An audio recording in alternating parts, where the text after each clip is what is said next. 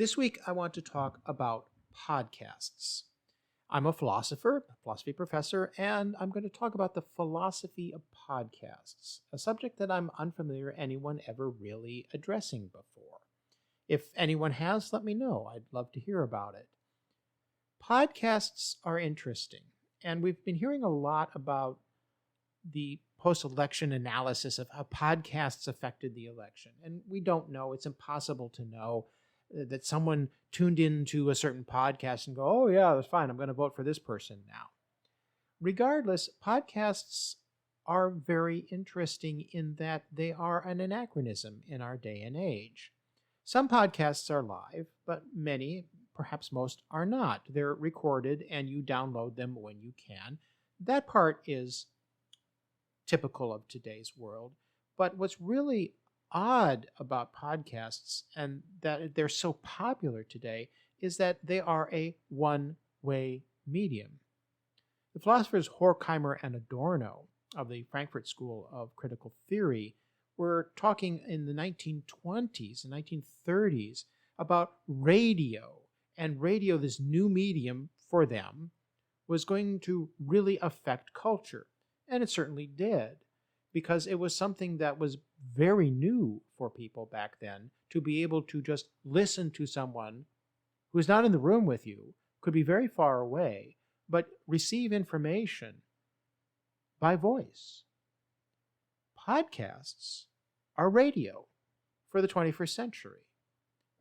Radio still exists. I haven't had a car in 12 years now. I used to always have the radio on in the car if I wasn't listening to a CD or my iPod. But you could listen to radio. Radio was very much a part of being a driver. When you drive to work in the morning, you drive home from work, and you listen to, well, I listened to NPR. It was radio, but it was one way. You could not interact with radio. And podcasts, most of them, you cannot interact with them. It's a one-way medium of you're listening and you can't contact the podcaster. And I know there are exceptions to this rule, so please don't get too upset with me. Some are call-in, just like radio have call-in shows. But for the most part, radio and podcasts are this one-way medium. And so podcasts really are a throwback. They're an anachronism in our day and age of everything is interactive. But yet, podcasts are undeniably very popular. Regardless of why they're popular, I think what's interesting about podcasts is that they reflect human nature. Whatever the technology, whatever the medium is, because the medium isn't the message. Sorry, McLuhan, it's not exactly true.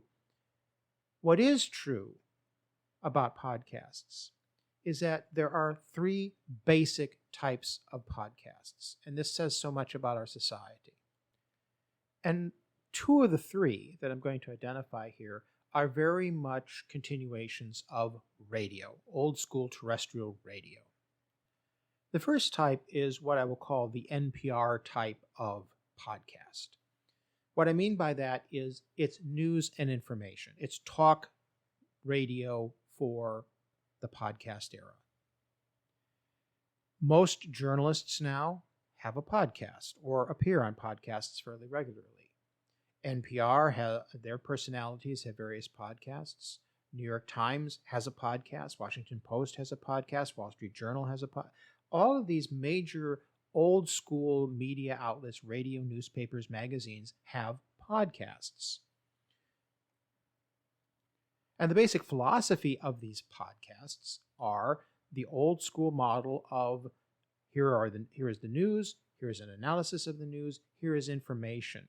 Maybe there's maybe there are interviews, maybe there are personalities that come on, but for the most part, the purpose of them is to be a news and information type of show. What's kind of tragic is that these shows are really not very popular. If you look at any of the most popular podcasts, they are not the news and information, the NPR or mainstream media type of podcasts. But I'll get to that in a second. Well, I want to actually say that the most popular type of podcast later for the end. The second basic type of podcast is what I'll call the guru podcasts. These are popular.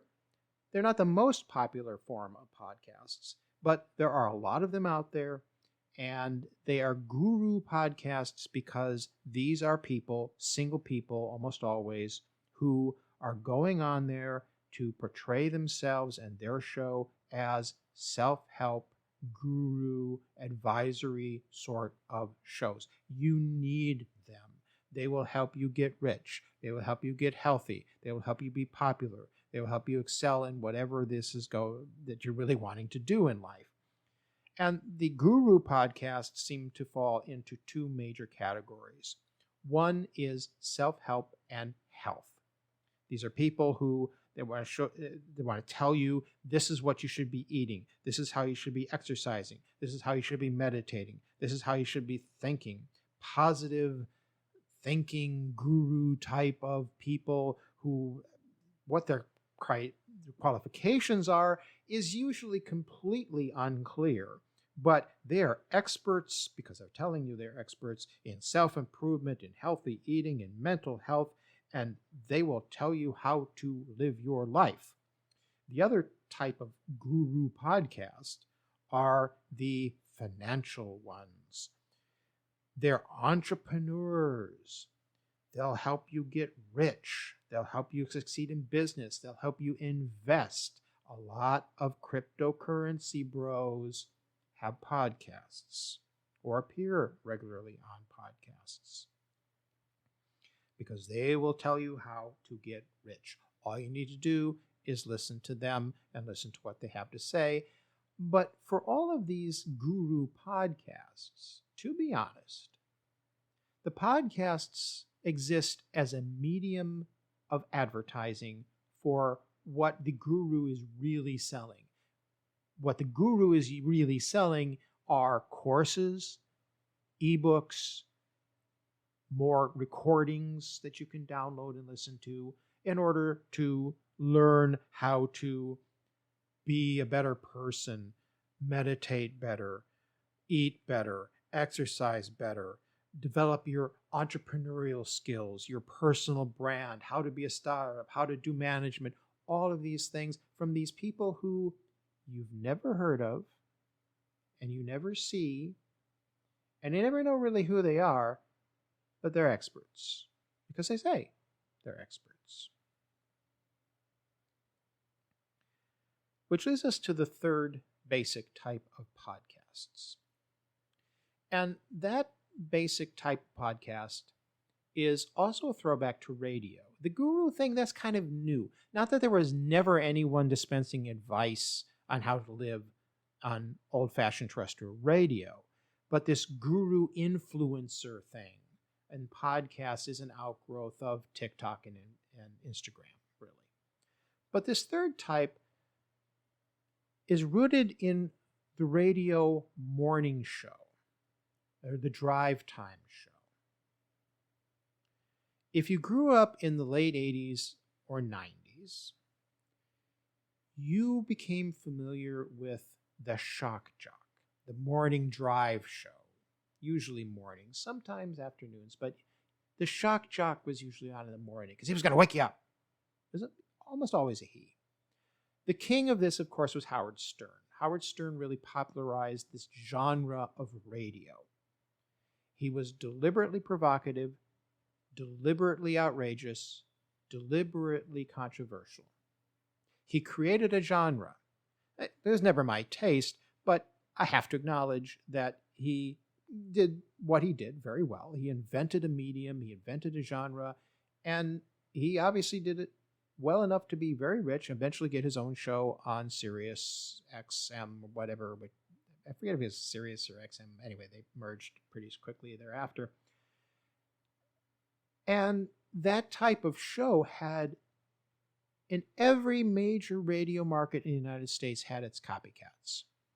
And I remember driving when I would go to university, or I'd go to my first jobs or whatever, you'd listen to whoever was the shock jock of the various local radio stations.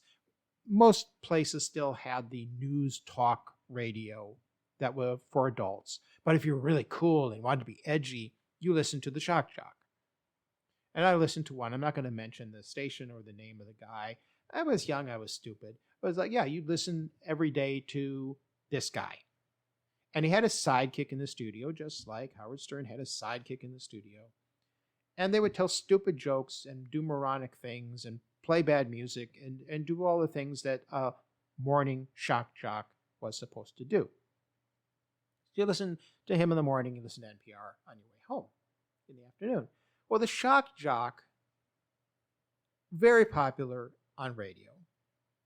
This is, of course, before the right-wing radio phenomenon that was invented by Rush Limbaugh, among others, but most notably Rush Limbaugh. The right-wing radio thing, that's a bit of a shock jock thing too, but it pretends to talk about politics. The third basic form of podcast is the shock jock for podcasts. And you look at the most popular podcasts, whether you look at Spotify, whether you look at Apple Podcasts, whether you look at Google Podcasts, any listing of their top podcasts, it's always the shock jocks. People like Joe Rogan, people like Tucker Carlson, and Sean Ryan, and various other people I can't think of right now. Candace Owens is one. Megyn Kelly is on there. I'm really blanking on his name now. That's terrible. Charlemagne the God. That's who I'm thinking of, because Charlemagne the God had Harris on. Joe Rogan had Trump on. And some people want to say that, oh, Harris lost the election because she wouldn't appear on Joe Rogan. I don't know. Nobody knows if that's true or not. But what is fairly undeniable is that Joe Rogan is one of the most popular podcasters in the United States. Why? Because he provides news? No. Because he provides information? No. Because he helps you to be a better person, self-improvement, entrepreneurship? No. Does he help you with stock tips? Cryptocurrency tips? Not really.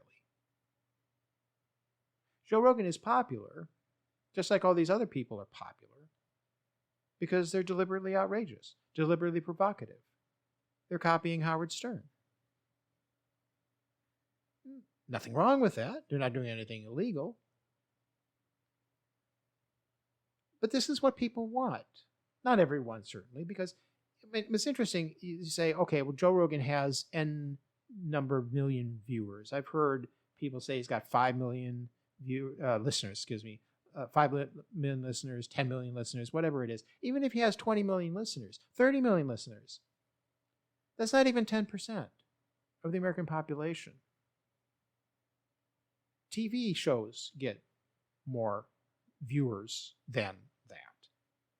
Syndicated radio shows get more listeners than that. But all of these podcasters are somehow allegedly incredibly influencing of American culture. And I don't know if that's true or not. Nobody knows if it's true or not. But it's a talking point now, because we're supposed to care about podcasts. You're supposed to care about my podcast. I'm in the news and information category, with that very small niche of podcasts that are trying to be serious, trying to say something profound about the world. But you look at those type of podcasts, what is the highest rated information, news and information podcast on Spotify right now? If I'm on my screen right now, that would be Pod Save America, which is about politics and news. It's 38th on the list. Trevor Noah, famous guy. Trevor Noah did The Daily Show for years. Great comedian, great astute observer of culture. He's 41st on the list. The various NPR podcasts are on there. Jon Stewart is up there. No, it's the shock jocks. That says a lot about our culture. It says a lot about where people's minds are. When you're driving in your car in the morning, You want someone to tell you stupid jokes because you're barely awake driving to work. You want someone to keep you awake, to keep you alert. The coffee hasn't really kicked in yet. So you listen to people being outrageous. Why people listen to shock jocks on podcasts? Maybe they're listening to the podcast in the car on their way to work because the coffee hasn't kicked in yet. I don't know. But this is why I will never be on Joe Rogan. I'll never be on Tucker Carlson. I'll never be on Sean Ryan. I'll never be on Charlemagne the God or any of those podcasts. Because they're about shock. They're about outrage. They're about being bros. Even Candace Owens, Megyn Kelly, they're about being bros. Seriously. It's about being outrageous. It's not about news, it's not about information.